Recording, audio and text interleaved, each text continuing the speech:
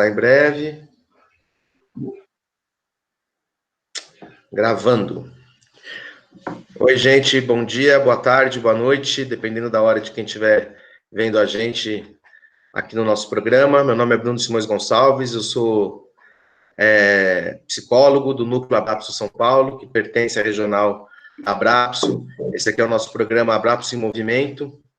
Estamos fazendo aqui nosso segundo programa hoje, que vai pertencer à TV Abrapso da Regional São Paulo, que a gente está estruturando, e estamos começando com essa nossa iniciativa aqui desse programa. A ideia do nosso programa é trazer sempre convidados para conversar um pouco, psis, colegas e outros lutadores sociais, profissionais, enfim, para conversar um pouco da psicologia, da perspectiva psicossocial, da nossa realidade, falar um pouco da dimensão subjetiva e também de outros aspectos do momento que a gente está vivendo, numa análise de conjuntura, uma análise mais ampla também do que estamos vivendo aí, de maneira mais ampla, né, no quadro geral aí da realidade, né, da nossa realidade. Então, essa semana a gente traz a Solange Struka. Eu acho que esse sobrenome, se eu não me engano, é polonês, ela pode falar para a gente de onde vem esse Struka. E a Solange é psicóloga, é do movimento de mulheres camponesas, e hoje é professora na Universidade Federal de Rondônia. Bom dia, Sol. Bom dia, Bruno. É uma alegria estar aqui e é uma alegria poder contribuir com essas discussões de uma psicologia em movimento, uma psicologia comprometida. E fico muito contente pela iniciativa e por poder estar aqui, construindo junto. Legal. Sei que você é do Paraná, né? Lá da zona dos faxinais, que é um pouco o que a gente já vem conversando há um tempo sobre as realidades aí do campo, incluindo os faxinais de onde você vem e outras realidades da América Latina e desse Brasilzão velho nosso. Conta um pouco, fala um pouquinho pra gente, antes da gente falar um pouco mais dos nossos temas, assim. Quem que é você, de onde você vem, Oncotô, Concossô, Poncovô? Então, hoje eu falo desde a Amazônia, que é uma realidade também brasileira desconhecida, né? Não desconhecida por acaso, mas intencionalmente desconhecida, negada, invisibilizada, e que tem uma riqueza gigante, assim como das terras de onde eu venho, que é do Paraná. Eu venho de uma região com um campesinato, com muita diversidade no campesinato, nos povos tradicionais, nos povos originários indígenas. Fiz minha formação lá, entretanto, esse contato com essa realidade brasileira foi a partir dos movimentos populares, principalmente o movimento de mulheres camponesas, que foi me apresentando uma outra história, uma história que não é contada, inclusive na academia, inclusive no curso de história. Então, eu venho de uma região que parece que tem essa cor, essa cara minha, né? Que é branca, que é de olhos claros, mas não. Tem muitos quilombolas, muitos indígenas, e principalmente o campesinato, né? Que conforma toda essa diversidade do campesinato, que é riquíssima. Enfim, fui lá que eu fui me constituindo como sujeito, que tem essa relação, esse vínculo profundo com o campesinato, com a terra, com a natureza, e a partir disso que eu tenho buscado construir a psicologia, nesse diálogo, que não é uma fragmentação com o urbano, muito pelo contrário, é entender que essa unidade, né? Campo e urbano, cidade e campo, é uma unidade. Entretanto, às vezes a gente ignora essas várias realidades. Legal. E você também, né, só a gente estava conversando um pouco antes, também faz parte do movimento de mulheres camponesas, que está ligado à Via Campesina, né? Que é uma organização, uma articulação de movimentos sociais ligadas ao mundo do campo, que acho que é a maior do mundo, né? Sim. E que tem construído aí bastante praxis, né? Bastante coisa feita ali no calor ali dos movimentos do concreto, mas também muitas análises a partir dessas praxis, né? O que você pode dizer para a gente um pouco, então, para a gente já começar a nossa conversa, sobre esse nosso tal minuto presente da história que estamos vivendo, né? Pensando que a gente está num momento da América Latina que já vem, né? Já vem aí de um período aí, já é um período de alguns anos aí de um retrocesso nos movimentos que a gente estava tendo mais para o começo da década do século e tal, e que agora se agudiza, né, nesse momento da pandemia. Como é que é? O que você tem, o que os movimentos têm construído, o que você, como pesquisadora, militante, tem observado e quer dividir um pouco aí? Acho que de primeira, não é uma análise de conjuntura, longe disso, porque, né, mas pensar alguns elementos desse momento, que como você falou, Bruno, a gente vem de um processo, né, a pandemia, esse momento que a gente vive, expressa, agudiza problemáticas que a gente tem sentido no decorrer das últimas décadas aí. Que tem a ver com a crise do capital, que tem a ver com as políticas neoliberais, com todo esse processo de neoliberalismo que ataca nossos direitos, o pouco que conquistamos a duras penas, né, como a saúde, como a educação, como a previdência, os parcos ganhos que conquistamos a duras lutas e à custa de muito sangue de lutadoras e lutadoras, né? Acho que é importante dizer que nenhuma política pública aqui na América Latina ela é conquistada, assim, ela é dada. Nenhuma. Todas são à custa de muita organização popular, muita resistência, muita luta, e também à custa de muitas vidas, né? E que nesses últimos períodos, e principalmente aqui no Brasil, isso é muito claro, né, com todas as reformas, a começar a reforma trabalhista, a reforma da Previdência, que têm sido implementadas, as privatizações, têm tirado, e tem aumentado a desigualdade e colocado o povo muito mais na miséria, né, ainda mais na miséria e desamparado. E isso também expressa, acho que é uma chave importante para nós, psicólogos e psicólogas, pensarmos que é esse lugar que ocupa a América Latina e o Brasil, né, na divisão internacional do trabalho, que é esse lugar de uma economia dependente. Acho que se nós não nos apropriarmos desse lugar histórico que a América Latina sempre ocupou e segue ocupando, e cada vez mais, principalmente depois do golpe de 2016, isso tem avançado com as privatizações, mas não só isso, com essa reorganização do mundo do trabalho, é difícil a gente entender a complexidade desse momento, porque esse momento ele é tão difícil mesmo. E, para além disso, entender que não é derrubando um presidente que a gente consegue mudar essa correlação de forças. Que as nossas questões, a nossa questão social, os nossos problemas têm raízes históricas. Elas estão há mais de 500 anos sendo fincadas. A gente tem problemas muito sérios aqui e que diz dessa organização da nossa economia, mas não é a economia que responde tudo, mas ela expressa como se organiza a saúde, a educação, o trabalho, o uso da terra. Então, tudo isso vai organizando a nossa vida. Então, acho que para pensar esse momento tão difícil, eu diria dramático para nós, e desafiador, porque também é uma janela histórica, é importante resgatar, ao menos esses eixos aí, que vivemos sim uma crise do capitalismo desde os anos 70, e que não é só uma crise do capital, mas uma crise cultural também, ambiental, que para mim é seríssima, e que tem a ver com todo esse processo do neoliberalismo que avança, e que também tem a ver com esse lugar da América Latina, nessa chave de dependência. Então, é a partir desses três elementos que penso que dá para a gente abrir um diálogo para pensar o momento. E você falou que isso, né? Eu acho que a condição de tragédia que nós estamos vivendo, né? De dramaticidade, de dramático, de ser um momento dramático, como você falou, isso está bastante latente, né? Digamos assim, só não vê quem não quer, digamos assim. Acho que cada um vai ter uma certa perspectiva, vai haver uma certa densidade, vai ter um olhar mais voltado para um aspecto ou outro, mas que se a gente está vivendo uma crise civilizatória que está agudizada nesse momento é bastante visível, né? Me parece.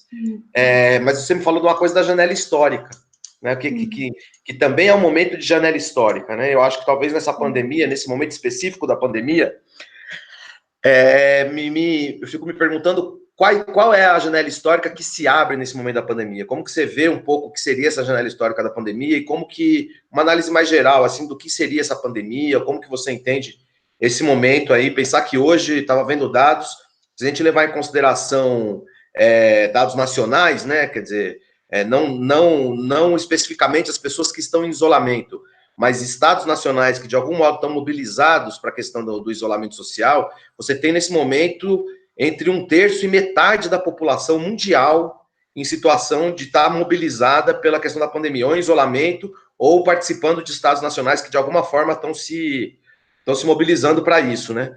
Ou seja, um momento onde metade da humanidade está paralisada por uma questão, ela é no mínimo muitíssimo instigante, pensando um pouco também nessa perspectiva da janela histórica, né? O que você tem pensado aí, tem matutado um pouco com relação a isso? Acho que entender como janela histórica é, primeiro, desnaturalizar e achar que a pandemia em si pode nos fazer ter mais consciência da gravidade do momento que vivemos, que é a gravidade da crise ambiental, que é a gravidade da crise do capital, que é a gravidade da crise cultural. É absurdo pensarmos que estamos no segundo país mais desigual do mundo, com o aumento de número de moradores de rua, por exemplo, que teve nos 3 últimos anos. Pessoas que não têm comida, que não têm casa, e achar que isso é normal. Ter reformas como estamos tendo e achar que isso é normal. Então, acho que primeiro é isso, é desnaturalizar esse processo que é pensar a psicologia também, o objeto da psicologia, que a consciência se dá de forma espontânea. Então, a pandemia em si, ela não tem esse potencial de transformar, de tornar as pessoas mais críticas, de fazer as pessoas compreender esses vários elementos que vão conformando e naturalizando as desigualdades, a pobreza, a falta de acesso. Mas, por outro lado, é uma janela histórica porque ela agudiza essas contradições, né? Então, hoje, quem precisa ir trabalhar? Algumas pessoas têm dito que a pandemia, né, ela pega igual todo mundo. E, em partes é verdade, mas em partes não.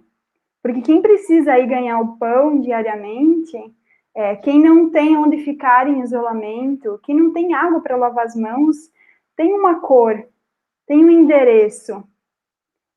Isso é muito claro, né? Só pegarmos, por exemplo, os dados dos Estados Unidos. Você vai ver quem morre mais, por exemplo. Então, isso é o primeiro, desnaturalizar. A pandemia em si não produz consciência, mas ela sim pode acumular. Por quê?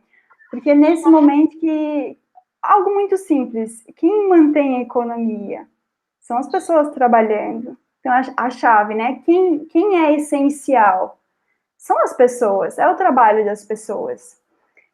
Acho que o que diz também desse campo que eu atuo, pensar como o Brasil hoje é organizado, todas as terras, toda a produção via agronegócio. As pessoas elas estão sensíveis hoje para discutir a alimentação, por exemplo. Quais alimentos são bons, aumentam a imunidade?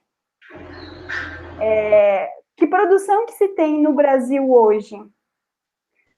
Quem produz os alimentos que hoje eu como para melhorar a minha imunidade? Essa discussão as pessoas estão a fim de fazer. Saúde, se eu estou doente, aonde eu vou procurar?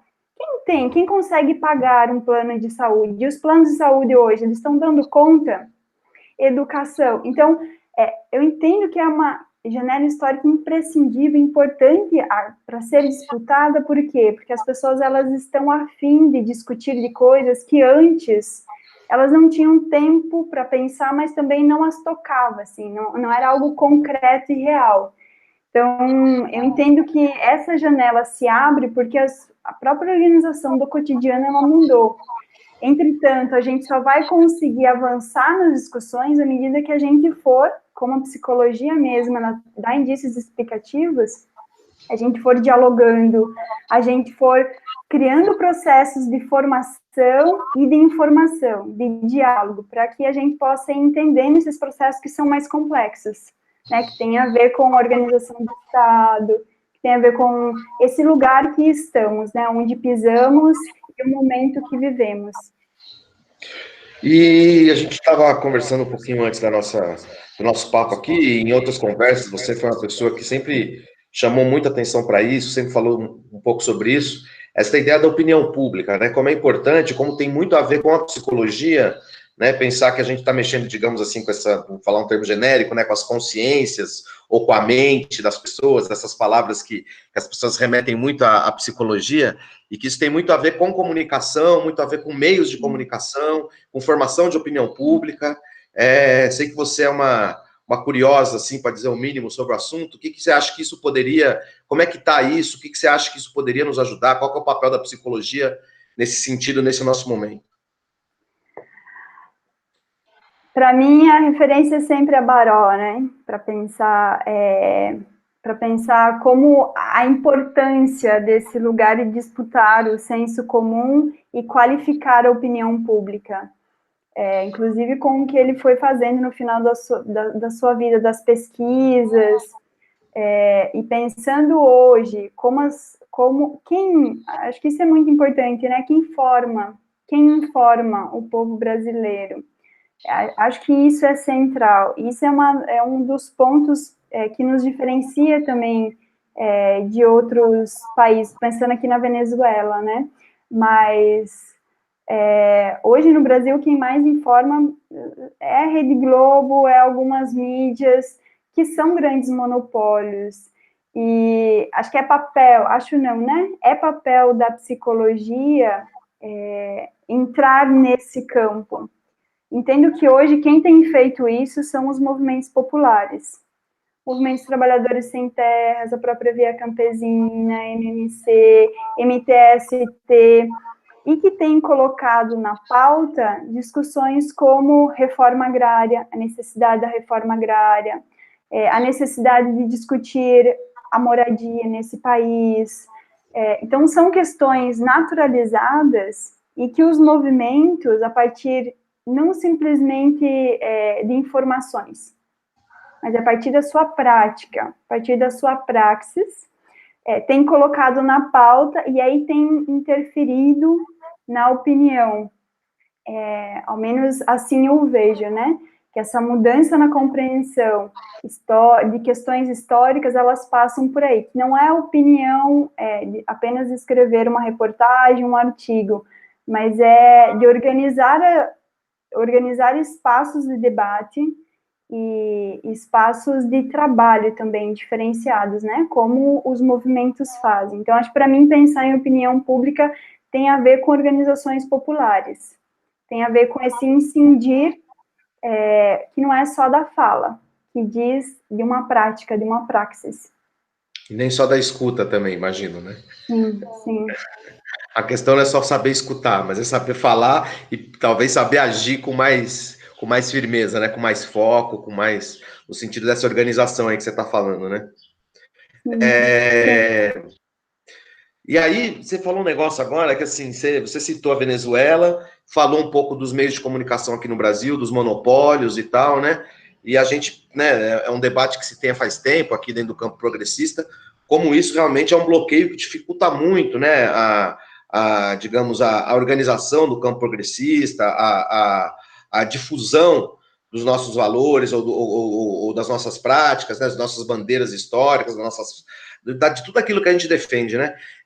Mas a gente tem visto também que aqui na América Latina você tem tido diferentes formas de lidar com este momento da pandemia, né? Que eu acho que tem a ver com isso. Um dos aspectos é o aspecto, talvez, da comunicação, mas tem diferentes políticas de Estado que têm sido realizadas aqui na América Latina que diferenciam um pouco e que eu acho que tem a ver com esse legado histórico, né? Com esse construto histórico dos últimos anos. Você, como observador aí também da América Latina, sei que você já andou dando umas viajadas boas também aí pelos movimentos e tal. O que o pessoal tem pensado? O que você tem acompanhado aí? Como que você tem acompanhado um pouco essas diferenças? Como é que a América Latina está se comportando diante desse momento? O que você tem visto, assim? Dentro dessa janela histórica, penso que, apesar de ter esse monopólio na grande mídia, algumas diferenças na forma de lidar com a questão pandemia, ela se notabiliza. É inegável não reconhecer o que Cuba, essa ilha, com embargo há anos, mais aí de 50 anos, tem feito nessa relação com o mundo. A própria China, pensar a diferença de atuação entre China e Estados Unidos. Não tem como negar essas diferenças. Então, acho que isso é algo interessante enquanto janela histórica. E pensando na América Latina, Cuba, né, como parte, mas principalmente pensar a Venezuela, eu não vou pensar tanto a partir dos governos, mas a partir das organizações populares, o quanto essas organizações no território, organizações a partir do território, que tem esse contato direto, que tem essa relação direta com as pessoas, elas fazem total diferença nesse momento. Por quê? Porque organiza a população, porque orienta a população, porque dá apoio, suporte real, concreto para a população. Inclusive, as orientações na Venezuela, por exemplo, os médicos vão na casa das pessoas. Você tem uma organização nos bairros que tem toda uma orientação e dá apoio a essas pessoas, para além das políticas do governo, né? Então, você tem uma outra forma. Acho que outro exemplo interessante também é a Argentina. Como a Argentina tem dado apoio a partir desse último governo, né? Mas que é um apoio a partir desses movimentos organizados no território, tanto da compra de alimentos, da agricultura familiar, da distribuição desses alimentos, da orientação. Então, quando se tem um povo que é organizado, comunidades organizadas nos seus territórios, que tem essa organização já cotidiana, mas que vai para além do cotidiano, porque você tem aí pautas maiores que se pensa, nesses momentos de crise, você tem uma outra relação, inclusive com, não é a crise em si, né, mas com essa questão que é a pandemia. E aí você vai ver, por exemplo, a Venezuela, apesar do embargo, é o que mais tem feito testes, é o país que mais tem testado, e é onde tem poucos casos, porque você tem um controle maior, né, porque não é um controle, por ser uma ditadura, que é o que se prega aqui. Não, é porque as pessoas têm consciência da gravidade do problema, mas não só tem consciência, como você tem políticas que garantem condições mínimas de vida, que é a alimentação, que é a moradia. Então, não basta apenas se dizer, fique em casa, tem que dar as condições. Então, são esses elementos de organização popular no território, junto com políticas que deem suporte para que se permaneça em casa, que se tenha os cuidados devidos. E aí, por outro lado, você tem países em que a direita, as políticas, os programas neoliberais têm avançado, como o Brasil, como o Peru, como o Equador, que vivem essa dramaticidade, né? Chile, sim, Chile. Chile então, de maneira muito intensa, né? Estava conversando nesse nosso programa na semana passada com o Inácio, como que a gente não fica sabendo por essa mídia que a gente tem, não reporta isso, mas as medidas no Chile são tão ou mais estapafúrdias, para usar uma palavra assim, do que essas que a gente tem tomado aqui no Brasil, né? Quer dizer, o isolamento sendo feito para camadas muito pequenas da população, não sendo oferecido nenhum tipo de direito, e um pouco vem já desse rescaldo, a gente pode chamar de uma certa tradição, se essa palavra pode ser usada para isso, neoliberal dos governos de lá, né?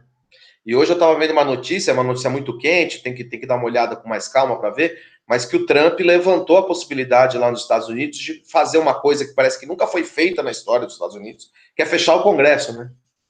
Então, assim, uma das medidas que está se pensando para realizar, e é bom a gente pensar nisso, pensando que aqui no Brasil a gente tem um governo que anda, digamos, para dizer o mínimo, seguindo caninamente o que vem desse país, do norte global, pensar que talvez haja medidas de exceção seríssimas no tal do país, né? Lembrando que você estava falando das políticas de Cuba, da solidariedade, da política da China, a solidariedade de Cuba, de maneira geral, né? Imagens dos médicos de Cuba entrando em vários países, chegando, ficou muito na mídia, foi muito divulgado, a chegada dos médicos cubanos na Itália, mas outro dia eu estava vendo, que é muito menos reportado, mas de igual importância, a chegada dos médicos cubanos no Suriname, um pequeno país da América Latina que a gente mal sabe o que é, e estavam lá os médicos cubanos chegando num avião no Suriname para dar assistência e para dar uma ajuda solidária, companheira, né, para esse pessoal que está lá, para o povo surinamense, não sei nem dizer, surinamano, como será, né?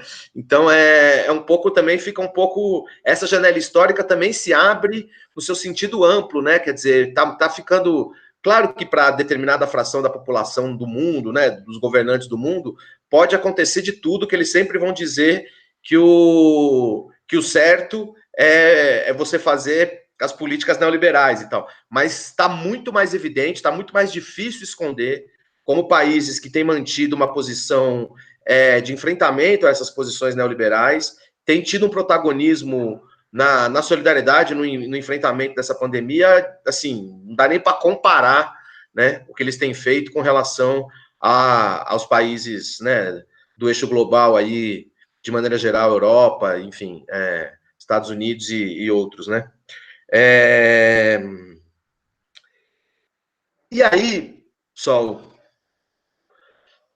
você falando uma coisa bastante importante que eu sei que é muito cara para você, que é uma das questões que tem se levantado de maneira muito presente e talvez, né, a gente pode talvez, numa triste previsão, pensar que isso vai acontecer aqui no Brasil em algum momento, talvez aconteça, que é a escassez de alimentos, né? E aí você vem falando da reforma agrária, né? Da reforma agrária, das práticas de organização popular no campo, das técnicas desenvolvidas por essas organizações populares a partir de tradições imemoriais e que vão sendo ressituadas, resgatadas, né, reelaboradas, como a gente sabe que a agroecologia, talvez como um grande nome, um nome quase guarda-chuva para diversas técnicas aí de cultivo. Como que é aí? Eu estava vendo outro dia uma entrevista do Stedley, falando um pouco dessa perspectiva, né, de como os movimentos sociais do campo têm na soberania alimentar e na forma de realizar, a partir do acesso ao território, produção de alimentos saudáveis em excesso, né, em excesso no sentido de bastante, para momentos como esse, né? Fala um pouco para a gente dessa história, da agroecologia, dos movimentos sociais do campo, da perspectiva aí de oferecer saídas alternativas para essa crise aí que está cada vez mais forte, vai se avizinhando de momentos mais duros para a gente, né? Sim, acho que pensar na chave janela histórica e relação com dependência às nossas raízes históricas. Reitero isso porque é uma discussão que precisa se colocar, porque muitas vezes a gente trata dos nossos problemas como se eles fossem de agora, ignorando, nem falo depois da ditadura, porque inclusive essa história a gente ignora, mas que fosse agora, dos últimos períodos, questões das nossas raízes. E diz dessa chave que eu estou chamando a atenção, que é a da dependência, e de como hoje no Brasil, o Brasil se insere nessa divisão internacional do trabalho e o que ele oferece enquanto mercadoria, e é a mercadoria das commodities, que entra soja, que entra a carne, que entra milho, que entra os grãos. Para onde vai e para que serve? E na mão de quem as terras no Brasil elas estão? Então, pensar primeiro, Bruno, nessa chave. E pensar na chave da dependência é dizer que aqui no Brasil, coisas que, se a gente for considerar a Europa, foram feitas, como a reforma agrária. Aqui a reforma agrária popular, né? Estamos falando de uma reforma agrária popular, ela é demonizada, mas se a gente pegar países da Europa, fizeram muitas vezes a reforma, mais de uma vez a reforma agrária, né? E a reforma agrária, ela diz não só do modo de produzir, mas do modo também de organizar a vida. Ela não é apenas produção, né? Ela diz de forma de organizar as relações de trabalho, as relações desde a família até a comunidade. E aí acho que eu chamo a atenção nisso também, de como esses movimentos nesse momento têm se solidarizado. Porque tem isso na sua praxis. Então, esse é um primeiro ponto, que a questão da reforma agrária é uma questão histórica nesse país, e que hoje tem sido disputado, né, como o agro é pop, mas se a gente for ver hoje quem está produzindo e quem está se solidarizando com as famílias, são os movimentos populares, MST, MPA, que produzem. Então, acho que é chamar atenção primeiro para isso, né? Tem uma desigualdade gigante. Eu falo que o Brasil é um grande latifúndio, e é um grande latifúndio. A partir dos anos 90, você tem uma produção que é para fora, sempre foi para fora, mas que é dessas commodities, né? Então, primeiro isso. Depois, acho que aqui, né, a nossa... a região da Amazônia, mas também o sul, que a produção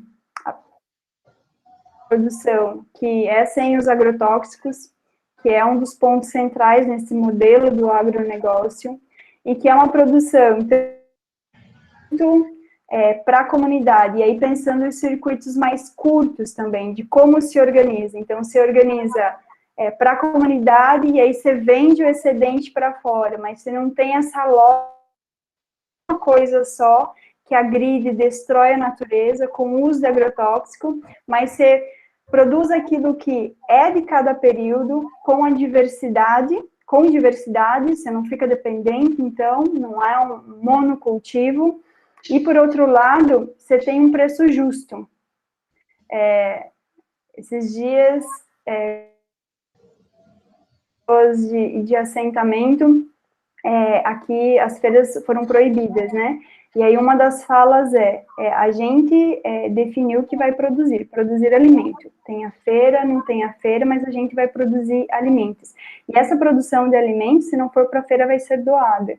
Então, essa forma de produzir, que é alicerçada no respeito à natureza, no respeito ao outro também, ela produz uma outra consciência, Bruno. Acho que isso é central também para a psicologia. Quando eu chamo atenção para essas categorias de dependência, por exemplo, de como a economia, como a nossa estrutura agrária está organizada, ela também diz como organiza essas relações cotidianas. E como essas mudanças que os movimentos populares pautam como reforma agrária, ela também produz uma outra forma de se relacionar com a natureza, com o ser humano, com a comunidade. Acho que para dialogar também com a psicologia, que nesse momento são os movimentos que têm efetivado ações de solidariedade no Rio Grande do Sul, em Santa Catarina, no Nordeste, inúmeras ações de solidariedade com doação de alimentos, com doação de marmitas, são os movimentos que têm ido para as periferias, cuidar dos moradores de rua, porque é efetivo por já terem isso em sua prática cotidiana. Então, falar de reforma agrária é falar de uma necessidade histórica que não será feita pelos grupos dominantes ou pela burguesia subserviente que temos nesse país, em toda a América Latina, será feito por organizações, por essa pressão feita pelas organizações, pelos movimentos populares. E aí é dizer de que, sem reforma agrária, jamais teremos soberania alimentar, teremos alimento de verdade em nossa mesa. Sim, senhora, reforma agrária já, né?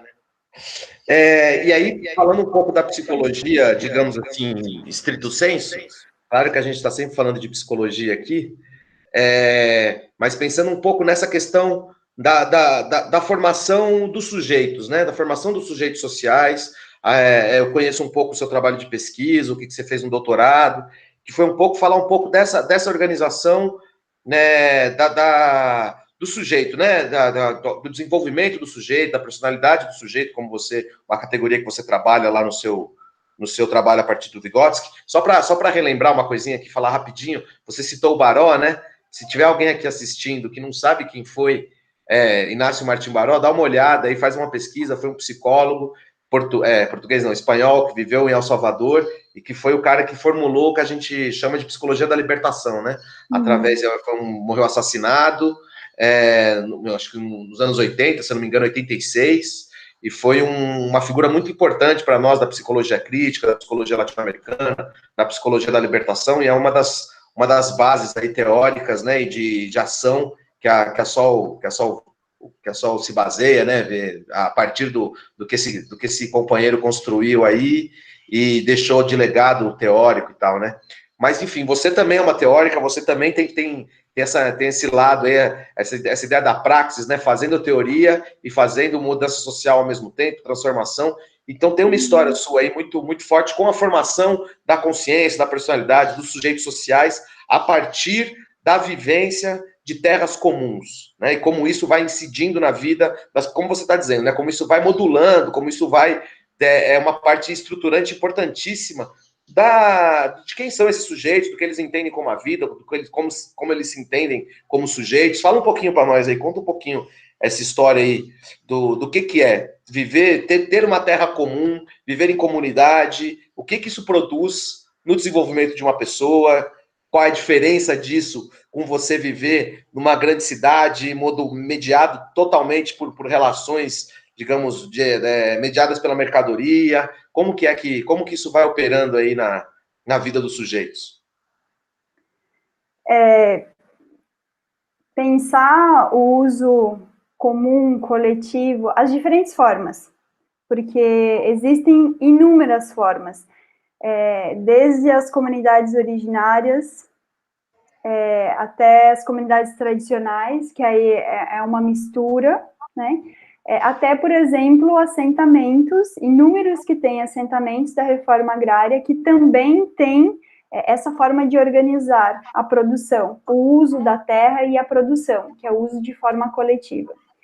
Falar disso, Bruno, é falar também da nossa história, né? É resgatar a história da América Latina, do Brasil, inclusive do mundo, porque nos diversos continentes, essas outras formas de se apropriar da natureza, que não é de forma privada, como se fosse um recurso ilimitado a serviço do ser humano, ela sempre existiu e segue existindo a partir da resistência a esse modo de acumulação que temos hoje. Eu acho que isso é um ponto importante. Falar de uso comum não é o ideal, ou muitas discussões, inclusive muito pós-modernas, que me incomodam, mas que falam desse comum. Não, é falar de uma prática histórica, real e concreta, que fez e faz parte da vida de muitas famílias, de povos, de comunidades. Há milhares de anos, né? Uma memória larga. Milenares, exato, milenares. Acho que isso é imprescindível. E isso é algo que a gente perde de vista, porque a nossa memória é muito curta. Acho que esse é um ponto fundamental nesse momento de crise, é resgatar a memória histórica, a memória do nosso país, do nosso continente, que está alicerçada nesses povos. E falando de reforma agrária, de produção de alimentos, tá também, o que a gente se alimenta é uma herança desses povos, e não é o acaso, eles foi um processo de seleção, não é natural. Então, falar de uso comum, primeiro, é falar, então, de uma relação diferenciada com a natureza. Então, a natureza não é algo exterior, a natureza somos nós somos natureza, fazemos parte dela, por isso precisamos compreendê-la e respeitá-la. E é um modo de organizar as relações que você tem o sujeito, o ser humano, enquanto coletivo, enquanto comunidade, como central. Então, dizer da minha experiência é dizer da experiência que tem a ver com esses povos que seguem resistindo a todas as pressões do capital. Por exemplo, agora, também dialogando com esse aspecto da dependência, esse ano a gente teve 30% a mais de garimpo do avanço da mineração nas áreas indígenas. Porque você tem um modelo que a todo momento vai pressionando esses povos, essas comunidades, porque é nesses povos e nessas comunidades que você tem ainda uma riqueza gigante de biodiversidade, de minérios, de recursos hídricos. Por quê? Porque eles não têm a natureza como algo externo, como um bem ilimitado. E o capital quer tomar, tem uma sanha gigante, né? Ainda mais nesse momento de crise. Então, penso que a psicologia, e eu busco fazer esse movimento, precisa primeiro entender que a nossa subjetividade, a nossa personalidade, os nossos gostos, ideais, princípios, eles não são naturais. E esses povos, eles provam. Então, a partir da vida real e concreta deles, que eu estudei, né? Estou falando das comunidades faxinalenses, mas falo das muitas que existem nesse país, muitas, eles nos apresentam essa outra forma de ver o mundo, as pessoas e a natureza. Então, a psicologia tem a ver com isso. Primeiro é desnaturalizar. Nossa concepção de mundo, nossa personalidade é construída historicamente, a partir das relações sociais. E um segundo elemento que é fundamental, Bruno, é resgatar essa nossa história, a nossa história milenar, como você disse, as nossas raízes, e que está alicerçada nesses povos, nos dar indícios de como reorientar o que estamos chamando de progresso agora, né? Que é um progresso que só nos leva à destruição e à morte. Esses povos, eles têm um conhecimento, têm tecnologia acumulada, têm conhecimento acumulado, que podem ajudar a nos reorientar e nos ensinar. Eles têm muito a nos ensinar. Então, se eu for destacar da minha experiência, são esses dois sujeitos que desnaturaliza, e é também a necessidade urgente que temos de resgatar a nossa história, que não começa com a invasão dos portugueses. Importante lembrar, né? E aí, só já um pouco para a gente pensando já no desfecho aqui dessa nossa ótima conversa, futuros possíveis. Né? A gente termina com uma pergunta um pouquinho fácil, assim, uma provocação um pouquinho simples, que é para quem teve o cuidado de acompanhar a gente até agora, terminar com essa previsão de futuro vinda desde Rondônia, desde Solange Struca, futuros possíveis, Sol. O que você acha que nos aguarda aí no próximo período? Né? Têm sido feitas conversas bastante fortes que tem se falado de maneira muito, muito presente dessa ideia de que assim, o mundo não será mais o mesmo. Daqui para frente nós não teremos mais o mundo que nós conhecemos até então. Né?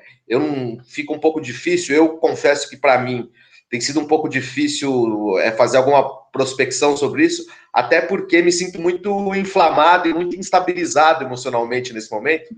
Então, às vezes sinto que fico... não sei se eu estou exagerando muito, às vezes olhando eu exagero demais, ou penso de menos, mas que vai ser uma coisa bastante diferente, parece que isso aí já está um pouco desenhado, né? O que você acha? Quais são nossos futuros possíveis aí, que você pode imaginar? O que vai ser para nós depois dessa pandemia? A pergunta até se vamos ter um depois da pandemia assim tão imediato, porque já se sabe que vai ter uma segunda onda, que faz parte do desenvolvimento do vírus, tem uma segunda onda, vai ter uma crise, estão falando de recessão da casa de 30%, eu já ouvi falar, né? De 11 a 13 até 35% de recessão em grandes países e na economia global de maneira geral, né? A gente tem agora a China ganhando um espaço bastante grande, não só do ponto de vista da ação concreta, isso é absolutamente presente, mas também do próprio imaginário, do que, como a gente tem visto, essa ideia, a gente tem visto a China ter atitudes, e ela domina tecnologias que agora estão sendo muito importantes e vão ser cada vez mais importantes, uma provável e visível decadência do Império norte-americano, estadunidense, quer dizer, o que nós, na América Latina, como talvez uma tábua aí de salvação desse império que talvez fique agarrado em nós, igual um carrapato, para tentar, de toda maneira, ainda ter alguns pontos estratégicos aí na correlação de força da geopolítica internacional e tal. O que a gente pode esperar? Você consegue, né, vislumbrar alguma coisa que você acha importante, que dê para levantar para nós aí, quais são os futuros possíveis e qual a tarefa aí da psicologia nesse mundão todo aí? Veja, acho que primeiro é apontar isso que você já traz, né, na tua pergunta, que é antes da pandemia, você já tinha, primeiro, a crise do imperialismo norte-americano, né, tá dado. Eu tenho fé, acredito que vai cair. A questão é quando vai cair, se consegue, por exemplo, as riquezas da América Latina, a Venezuela é chave nisso, que daria aí mais uns anos, né? Por isso, tanta força, tanta pressão. Mas pelos indicadores, a China já seria, antes da pandemia, questão econômica, em 35 ela já estaria despontando nessa disputa econômica, a Rússia nessa disputa militar com os Estados Unidos, né? Então o mundo já tendia uma multipolaridade. Então acho que isso é importante para se pensar, né? Segundo ponto é pensar a América Latina e Brasil, né? A América Latina veio de golpes, né, Bruno? A gente acompanhou, assim, desde Paraguai, Honduras, Equador, e aí até o último, a Bolívia, né, que hoje vive uma ditadura. Porque se teve momento aí de alguns governos progressistas, com conciliação de classes, mas que fizeram, né, não dá para negar que a gente teve avanços, e que por conta de toda essa reorganização se vai tendo, a partir da influência estadunidense, dos órgãos internacionais, esses golpes, inclusive no Brasil. Falo isso, e aí já remetendo também ao Brasil, porque a quadra histórica que vivemos no Brasil é de uma complexidade gigante, porque você tem muitas perdas, né? Inclusive nessa perda, eu vou dizer enquanto classe trabalhadora, enquanto classe camponesa, porque é assim que eu entendo. A gente teve perdas gravíssimas com a reforma trabalhista, com a reforma da Previdência, e esse projeto, ele segue. Então, por exemplo, antes de ontem, a gente teve a medida provisória 905, né, que ela avança na reforma trabalhista. Agora está para ser aprovada a mineração nas terras indígenas. Então, assim, você tem todo um projeto, Bruno, que mesmo nesse período de pandemia, ele avança, e aí há indícios de que a pandemia seja também mais uma justificativa para a retirada de direitos, para as privatizações. Então, assim, primeiro é dizer desse quadro grave que vivemos. E dizer desse quadro é dizer também de um processo que teve progressos, mas que não acumulou uma formação para as pessoas, que conseguissem entender. Então, as pessoas elas ainda estão se localizando desses problemas que a gente estava discutindo, os problemas históricos do Brasil, que é a questão da reforma agrária, que é a questão da reforma em todos os âmbitos do governo, que é como o Estado se organiza. Não acumulou, ao menos no momento das reformas que afetam diretamente a vida do trabalhador e da trabalhadora, do camponês e da camponesa, se teve mobilizações, mas não tão contundentes como poderíamos ter e que conseguissem barrar, né, Bruno? Então, estou falando isso porque penso que a pandemia nos pega num momento muito complexo. inclusive nós que tentamos, que somos de um campo crítico, e a esquerda, e que se contrapõe a esse projeto que está seguindo. Eu entendo que, a partir da pandemia, a gente pode, sim, acumular discussões, aí se a gente for se colocando, formando opinião, para que a gente possa depois avaliar. Como eu disse, agora é o momento, né, Bruno, de que as pessoas elas estão a fim de discutir sobre alimentação, sobre a saúde, sobre a necessidade desses direitos básicos, sobre acesso à moradia, a saneamento básico. Então, penso que, apesar de estarmos nesse contexto muito complexo, enquanto Brasil, a gente tem a oportunidade de discutir isso que é próprio do capital, do capitalismo aqui na América Latina, que é o tamanho da desigualdade, da miséria, da pobreza que a nossa população, que o nosso povo vive. E aí entra a psicologia, né? Psicologia, eu entendo como esse instrumento que ajuda as organizações populares, os movimentos populares, as comunidades a pensar os processos educativos, os processos organizativos, os processos formativos, que ajudam a entender esse momento, porque, acima de tudo, Bruno, apesar dos vários levantes que vínhamos tendo antes da pandemia, né, no Chile, na Bolívia, os vários levantes que tivemos, é importante esse momento, inclusive, tornar esses levantes como uma organização com intencionalidade. E a gente não conseguiu ainda. Então, quem sabe a pandemia possa nos fazer entender como sujeitos aonde pisamos, qual é o solo que pisamos, quais são os nossos problemas históricos e o que a gente deve e pode disputar essa geração, qual é a tarefa histórica dessa geração. Acho que nisso a psicologia pode, sim, ajudar a organizar, a pensar, porque para nos contribuir nessa compreensão de que somos sujeitos ativos, históricos, e que construímos a história. Acho que isso é central, e a pandemia pode ser esse momento de disputa. Agora não está dado, porque não é natural, porque não é espontâneo, e aí é de como lidaremos e conseguiremos construir nela. Sim, senhora. Uma psicologia desde a barro. Sim, Agradeço, viu, Sol? Acho que se você quiser dizer algumas palavras aí finais, mas fico muito feliz aí com essa nossa conversa. Acho que tem tudo a ver com a proposta que a gente tem pensado, construído aqui para esse programa, que é tentar entender um pouco o papel da psicologia junto aos movimentos sociais, dentro de uma visão mais ampla de mundo, uma leitura histórica do que está acontecendo na América Latina, da realidade desses povos, dos povos não só da América Latina, mas do planeta, como que a gente vai aí traçando caminhos e alternativas para a gente, né?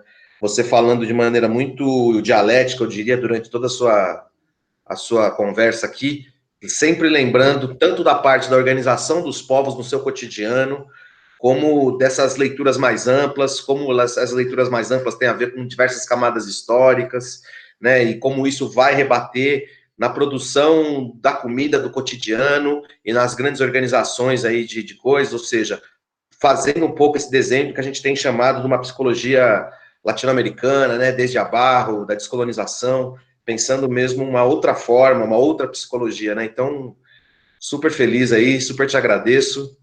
Se quiser falar mais alguma coisa aí, dar um recado final. O Inácio aproveitou o recado final para lembrar da solidariedade à Venezuela. Eu acho que você já falou bastante da Venezuela aí, mas enfim, se quiser deixar algum recado final para a gente, acho ótimo também aí, quiser falar alguma coisa que você queira. Eu penso que nesses momentos de crise são os momentos em que aquilo que a gente vem construindo enquanto teoria, enquanto método, eles são colocados à prova.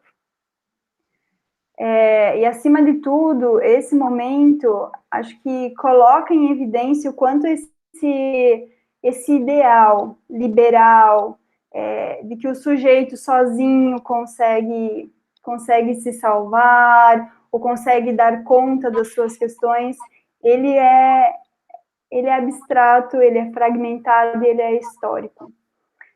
Com isso, eu não estou dizendo que nós não somos sujeitos únicos, irrepetíveis, singulares, não. Mas que, nesse momento, acho que a psicologia ela é convocada a pensar questões que partem de cada sujeito, mas que só vão avançar a partir de uma organização coletiva. Então, penso que é um momento também da psicologia se rever enquanto ciência, enquanto profissão, porque nós estivemos nas comunidades, nos vários serviços de assistência social, de saúde, então é como nós temos atuamos, e como agora a gente vai se posicionar diante desses problemas, que são problemas que tocam o sujeito, mas que, por outro lado, tem a ver com uma organização, de uma formação social brasileira, latino-americana. Então, aí saúdo, Bruno, por abrir esse espaço para discussão. Penso que esse espaço pode ser um dos momentos em que a gente debata esses problemas históricos do Brasil, da América Latina, que tem a ver com a psicologia, porque tem a ver com a constituição nossa enquanto sujeitos únicos e tem a ver com a nossa tarefa histórica, enquanto profissionais, mas enquanto ser humano, enquanto pessoas. Então, fico grata a você, Bruno, e a gente segue aí com toda a força, porque aqui não tem arrego. É isso aí. Saravá, Solange, muito obrigado aí. Vamos fechando mais esse capítulo dessa saga nossa que está só começando, que é um programa Abrapse em Movimento. Valeu, Sol. Beijo. Até.